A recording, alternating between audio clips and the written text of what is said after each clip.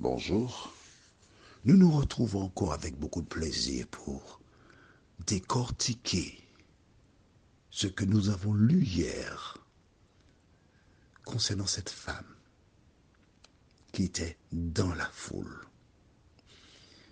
Juste avant d'aborder le sujet, j'ai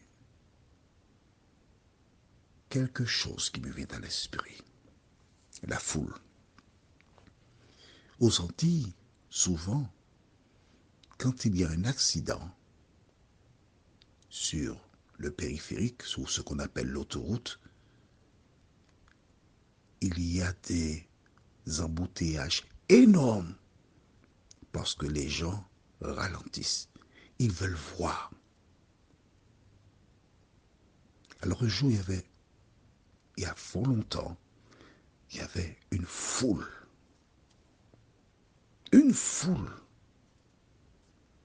un attroupement, des gendarmes.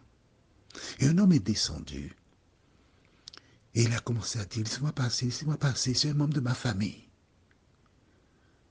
Et les gendarmes qui étaient là, ils ont dit, monsieur, vous ne pouvez pas. Non, laissez-moi passer, c'est un membre de ma famille. Et donc, laissez passer monsieur, c'est un membre de la famille. Et les gens se sont mis à rire. Ils ne savaient pas pourquoi les gens riaient. Allez, laissez-le passer, c'est un parent. Laissez passer. Et quand il arrive là où se trouve le blessé, il découvre que c'est un bœuf qui avait été heurté par un véhicule. Il a annoncé, c'est un membre de ma famille qui a été accidenté. Vois-tu, beaucoup de personnes se trouvent dans la foule pour de mauvaises raisons. Et hier, nous avons vu comment cette femme, elle a fait preuve de bravoure. Elle a touché le vêtement de Jésus. Et puis elle s'est arrêtée. Les gens continuaient à avancer. Mais elle avait une paix intérieure parce qu'elle avait été guérie. Mon ami, écoute bien. Si tu te rends dans une communauté depuis des années et tu es toujours sauvage, et j'aime bien l'expression que certaines personnes utilisent, la personne est tellement difficile qu'on dit que c'est une confiture de béton. Tu as vu le béton, comment c'est dur, on peut rien faire avec. Confiture de béton. Si tu n'es pas transformé, tu as un problème. Tu n'as pas encore touché le bord du vêtement de Jésus de Nazareth. Si tu es chrétien depuis fort longtemps et tu es toujours susceptible, tu as besoin de toucher le vêtement de Jésus. Si tu es un chrétien et tu es toujours en train de critiquer, de douter, tu as besoin de toucher le vêtement de Jésus. Parce que lorsque tu as touché le vêtement de Jésus, il te transforme. Si tu n'es pas transformé, tu es dans la foule, comme les autres. Jean, l'apôtre Jean, celui qui a écrit le livre de Jean, 1 Jean, 2 Jean, 3 Jean et Apocalypse, il était tellement familier avec Jésus qu'il semble qu'il posait même sa tête sur la poitrine de Jésus. Tous les disciples ont touché à Jésus, mais ils n'ont jamais été transformés par cet acte-là. Pourquoi? Parce qu'il n'y avait pas la foi qui accompagnait l'acte. Aujourd'hui, toi qui écoutes cet audio, regarde dans le miroir de l'Éternel. As-tu été transformé? Si tu ne l'es pas, il est temps que tu rencontres Jésus de Nazareth parce que c'est lui qui transforme. Si tu n'es pas transformé, c'est parce qu'il te manque beaucoup encore. Je ne te le dis pas pour te décourager, non, mais pour que tu te remettes en question, que tu réfléchisses, que tu analyses et que tu ailles au pied de la croix. Pas une croix physique, mais par la pensée. Et dire, Seigneur, transforme-moi. Aide-moi à me découvrir tel que je suis. Et je me remets entre tes mains. Si tu es sincère, si tu es fidèle, si tu as la foi, Jésus te transformera. Aujourd'hui, nous voyons qui a touché. Juste avant, prions notre Seigneur et notre Dieu. Nous te remercions pour la parole, car à travers elle, nous voyons ce que tu attends de tes enfants et ce que nous devons faire.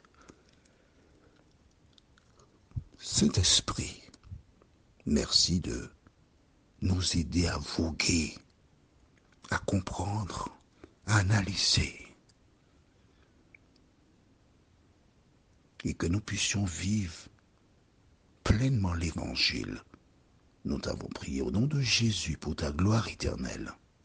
Amen. Rappelle-toi, pour bien comprendre cette affaire, il nous faut relire juste un peu avant. Nous allons lire le verset 29. Au même instant, la perte de sang s'arrêta et elle sentit dans son corps qu'elle était guérie de son mal. Le vêtement seulement qu'elle a touché. Elle n'a pas touché au corps de Jésus, seulement le vêtement. Elle fut guérie instantanément. Et cette femme qui jusque-là était chimérique, était triste, un regard hagard, une mine qui effrayait, les cheveux qui étaient en grande vacances sur sa tête. À l'instant même, lorsqu'elle a été guérie, son visage a commencé à resplendir parce que la souffrance n'était plus. Son visage a commencé à resplendir parce qu'elle avait été en contact avec le bord du vêtement de Jésus de Nazareth. Mais alors, que s'est-il passé? Nous lisons le verset 30. Jésus connut aussitôt en lui-même qu'une force était sortie de lui et, se retournant au milieu de la foule, il dit, « Qui a touché à mes vêtements ?» Jésus s'est arrêté. Et quand il s'est arrêté, les gens qui ne suivaient pas vraiment, lui a commencé à tomber sur le beau, comme un accident. Clac. Et Jésus se retourne et dit, « Qui a touché à mes vêtements ?» Jusque-là, on ne connaissait pas Jésus comme ça. Il était doux, tranquille. Qu'est-ce qu'il pose comme question là? Qui a touché à mes vêtements? Mais il pose la question. Et du regard, il scrute les personnes qui sont autour de lui. Et chaque fois que ses yeux tombent sur quelqu'un, la personne regarde derrière pour voir comment il peut fuir. Et au fur et à mesure, les gens sont là stupéfaits. Attention. Attention, écoute bien. Écoute bien. Combien de personnes sont au courant de ce qui s'est passé là, dans la foule, dans la grande foule? Combien de personnes? Réfléchis, dis-moi. Tu as trouvé 2 personnes. Tu peux te trouver quelque part. Et quelqu'un prêche la parole. Tu écoutes là, bien tranquille, paisible. Et à côté de toi, il y a un homme ou une femme qui est en train de pleurer. Et tu te poses la question, mais qu'est-ce qu'elle a pleuré? Elle a un problème. Elle a bu trop d'eau. Quel est son problème? Mais qu'est-ce qu'il y a là pour pleurer? Il n'y a rien pour pleurer. Mais pourquoi pleure-t-elle? Tu ne comprends pas. Tu ne peux pas comprendre.